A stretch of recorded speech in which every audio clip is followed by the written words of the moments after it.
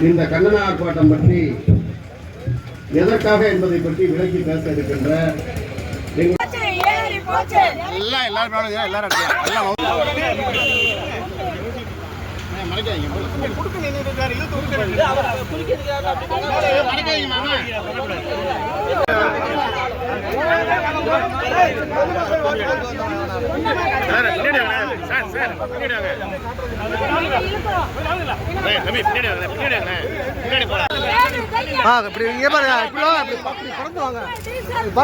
பறந்து வாங்க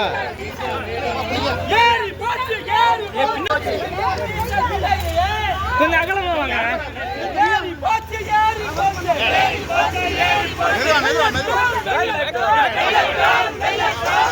பின்னாடி